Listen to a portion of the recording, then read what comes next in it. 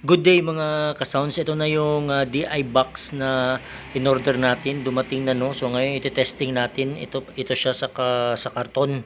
Wala siyang brand. Ito lang audio system. Actually, kaya ko napili itong brand na ito or itong DI box mismo kasi wala siyang brand eh. I don't know kung ito na ba talaga ang brand niya. Basta kay wala siyang brand, no. Kasi nakita ko to sa isang vlogger. Ito yung binili niya, ito mismo, ito in-unbox niya, ito mismo, professional audio system. Sabi niya, sinubukan lang daw niya ito kasi kaparehas talaga ng DI box niya na ang brand ay Top Pro. Ganito talagang itsura. Direct box, ganyan, nakasulat, lahat ito parehas. Pero may Top Pro lang na nakasulat dito, yung brand niya. So ngayon, nakita niya, parehas na parehas, pati quality, material na ginamit, ito nga lang ay walang brand. So nung nakita ko sa video niya, kaya naengganyo ako na ito rin ang bilhin. So hinanap ko lang, tinype ko lang sa online, Shopee, tinype ko lang itong professional audio system, tapos DI box, lumabas nga ito mismo, yung karton. Kaya hindi ako nagdalawang isip, binili ko, and ngayon iti-testing nga natin. So ito yung aking amplifier, Fender Rumble 40, isa itong bass amplifier. So pasadahan muna natin yung ating bago tayo pumunta sa direct box. So bali itong aking Fender na bass amplifier Rumble 40, yan ang itsura niya. So actually kahit anong bass amp, no, guitar amp, bass amp, keyboard amp, basta amplifier, pwedeng gamitan ng DI box. So pero itong meron itong line out. Meron na itong line out channel, ayan, no. Kumbaga, parang DI box din siya ang function niya, no. Kahit wala ka nito, pwede kang magsaksak dito, line out, tapos tatakbo yan papuntang mixer. Pero karamihan ng mga amplifier walang line out, so nagdi-DI box. Pero ganun pa man, kesyo may line out or walang line out yung amplifier ninyo, huwag nyo pong gamitin yan. Dapat mag-DI box talaga. Kasi itong line out na meron sa mga amplifier, sa mga guitar amp, bass amp, hindi siya magandang gamitin. Bakit? Kasi naapektuhan yung tunog. Halimbawa, kapag kalikutin mo ito, kung ano yung mga ginalaw mo dito, nilakasan mo yung volume, hininaan mo, maapektuhan yung mixer, yung output na sound doon sa ating front of house. Halimbawa, biglang nilakasan ng gitarista yung volume kasi hindi niya marinig yung amplifier niya, nilakasan niya, automatic bigla ding lalakas doon sa ating front of house. Kaya walang control yung sound tech sa ganung pamamaraan. Kaya dapat talaga naka-DI box. So ngayon, ipapakita ko sa inyo kung paano ang connection. Madali lang naman. Actually, interchangeable yan, no? Pwede kang magsaksak dito, pwedeng dito. Interchangeable. Pero, since meron namang nakalagay na mga indicator, mga input, output, so sundin na lang natin. Pero actually, interchangeable. Tapos, dito na yung balance, output, input para sa mixer. Tatakbo yan sa mixer. So bali ganito lang pag-connect. Itong pula na cord nakasaksak sa gitara. Yan, sundan lang po natin.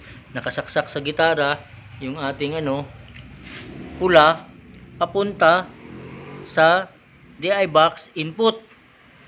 Ayan.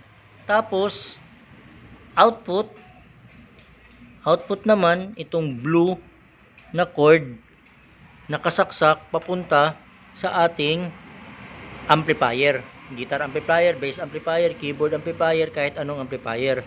Tapos, dito naman, XLR, mag-out tayo, papunta naman ngayon, dito, sa ating mixer, para lalabas doon sa ating front of house. So, ngayon, iti-testing natin mga ka-sounds, okay? Iti-testing na natin. So, ang purpose nito, DI box, para yung unbalance na wire is magiging balance siya, no? So, yan. Testing na natin. So, bali dito sa ating mixer, on lang muna natin ang ating mixer. Power control. On. Tapos on natin ng ating mixer. Ayan, naka-on. And then yung ating powered speaker, on din natin. Yan. Tapos lagay lang natin sa gitna yung volume. Yan. Tapos ito, since nasa isang channel lang ang ginamit natin, kasi isang speaker lang ang gamit natin for demo purpose lang. So yung right channel, akyat lang natin sa Unity. And yung guitar natin, Unity lang din natin. Tapos yung volume natin, ayan, gain. Tapos i-unmute lang muna natin. Balik tayo sa ating amplifier. So sa ating amplifier naman, i-on natin. Ayan, so umilaw na. Tapos yung master volume, lagay lang natin sa gitna. Yan. Tapos yung gain. Yan. Gitna lang din para marinig natin ang ating bass amp. Pero bass amp ito, pero ang gagamitin nating instrument ay gitara. Pwede naman eh. So, testing tayo. So, bali ngayon mga ka-sounds, patunugin lang muna natin ang ating amplifier. Hindi muna natin ipapalabas doon sa mixer. Nakita nyo naman, naka-mute lang yun kanina. So, dito muna kung tutunog ba siya. So, let's go!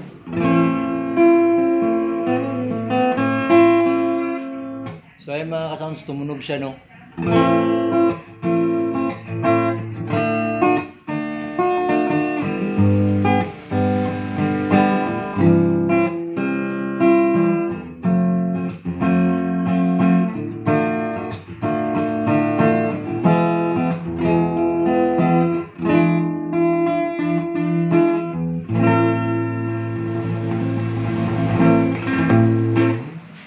So ayan mga sounds, tumunog siya, narinig nyo naman.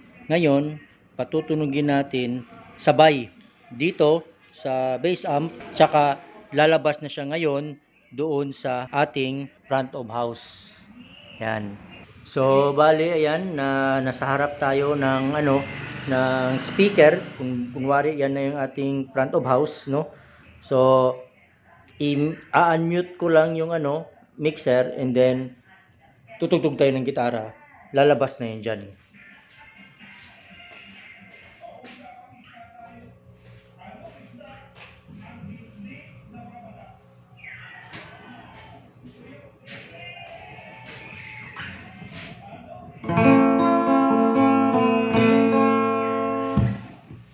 So yan, narinig nyo naman siguro mga ka-sounds, no?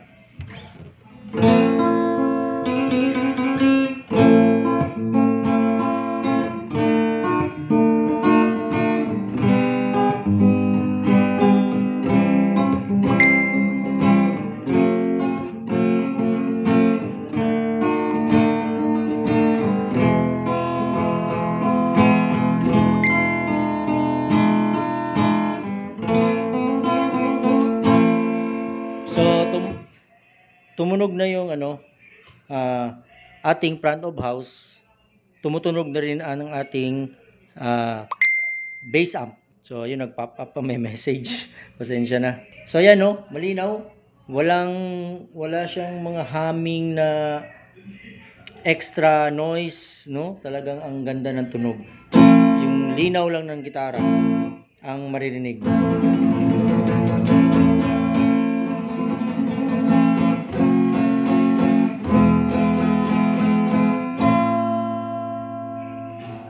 Ngayon, ang kagandahan ng pagkakaroon or paggamit ng DI box mga ka-sounds is that, kunyari ito, ganito na yung setup natin, naka DI box na tayo. Kahit ano ang gawin mo dito sa sa amplifier, taasan mo yung volume, ganyan, laksan mo, galawin mo yung treble, mid, low, adjust ka ng adjust dito. Dito lang ang maa-adjust, dito lang ang mag-iiba. Doon hindi. Halimbawa, hindi narinig ng gitarista. Kung nakulangan siya sa volume, lalakasan niya. Ganyan. So dito lang ang lalakas. Doon hindi. So ibig sabihin, kontrolado ng sound tech ang lumalabas na tunog doon sa ating front of house. So dito, bahala na yung gitarista, keyboardista, or bahista kung anong gusto niyang gawin ditong tunog. Paiba-iba, pabago-bago, pa-adjust-adjust. Pero doon, volume lang ang lalabas. Kahit pa galawin mo bigla yung volume dito, naka-maintain lang din yung volume dun kung ano ang nilagay or sinet na volume ng Soundtek sa kanyang mixer. So napakaganda, hindi maaapektuhan. So yan po ang kagandahan ng meron or gumagamit ng direct box. So papatunayan ko mga kasoundsa, dito i-off ko na ang volume, hindi ko na gagamitin. Patunayan ko na kahit anong gawin mo dito, hindi maaapektuhan yung front of house. Laksan mo man ang volume dito, hindi lalakas ang volume doon, maintain lang. Dalawin mo man yung mga knobs dito, hindi maapektuhan ang settings doon. Kung ano ang sinet ng Soundtek, yun pa rin. So ngayon, isang patunay, naka-on yung volume dito. Ibig sabihin, may lumalabas siya na sound. Yan. Diba? May lumalabas na sound, meaning lumalabas din doon. Ngayon, patayin ko yung sound dito, yung volume sa ating bass amp. Patayin ko. Wala na, off na. Nakita nyo naman, in-off ko. Master volume, off na rin natin. Ito kasi yung gain eh. Ito yung master volume. Off na rin. So wala nang lumalabas dito na sound. No? Pero doon meron pa rin. May sound na lumalabas doon. Patunay na kahit anong gawin mo dito, adjustment, papalit-palit na adjustment, lakas, hina, hindi maapektuhan yung ating front of house. So naka-off na yan ha. Master volume, gain, naka-off na yan. Wala nang lumalabas dito.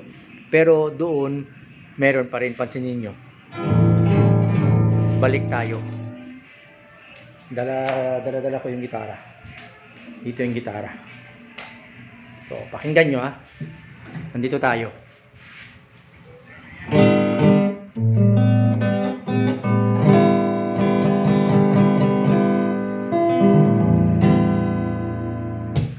Diba?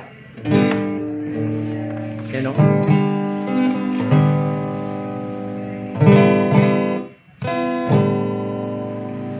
So doon sa ating amplifier, wala lang lumalabas dyan na na sound. Dito na lang. So hindi naapektuhan. Yan ang advantage or the beauty of using a direct box.